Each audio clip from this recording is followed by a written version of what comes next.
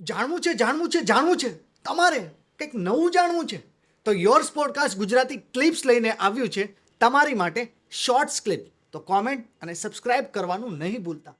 કારણ સુરતમાંથી કાંઠી. સુરતમાં કઠોર ગામ તમે સાંભળ્યું? હા, હા. કઠોર, બસ કામરેજથી થોડુંક 2 કિલોમીટર દૂર કઠોર. હજી કામરેજ પણ અમારો તાલુકો લાગે. હજુ બી મેં ત્યાં જ રહું. શું કેવું છે ગામ વિશે, એ એરિયા વિશે?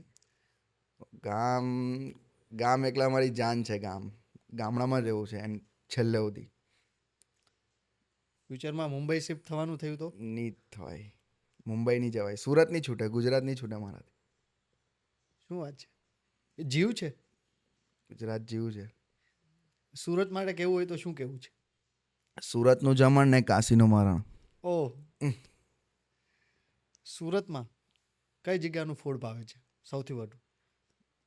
સુરતમાં સવાલ તમે ખોટો પૂછ્યો. તમારે એમ પૂછવાનું હતું કઈ જગ્યાનું નથી ભાવતું. ઓ, એક નંબર.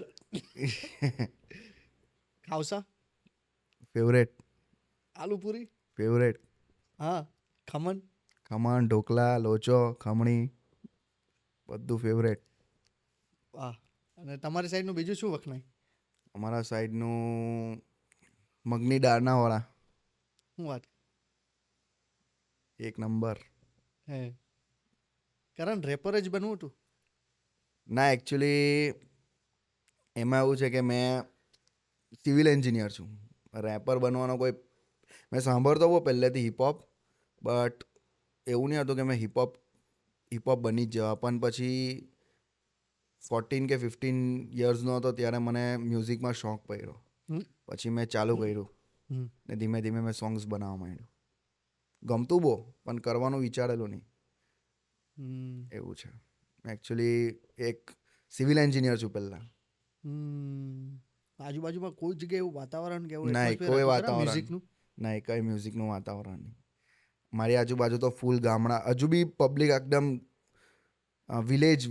વિલેજ કેવું હોય એકદમ ગામડું આપણું તે હા. ટાઈપનો સીન છે હે? એકદમ.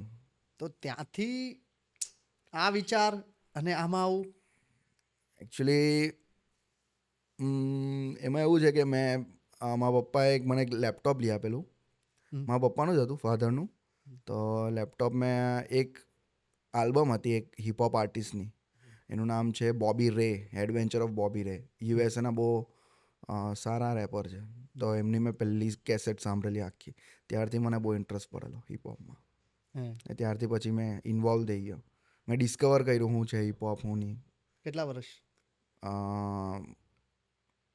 6 વર્ષ, 6-7 વર્ષ કરતો છું, બટ 4 વર્ષથી મેં ટ્રેક મૂકવાના ચાલુ કર્યા યુટ્યુબ પર.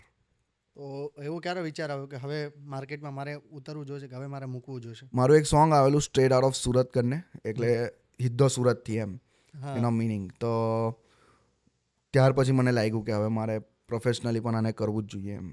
હમ.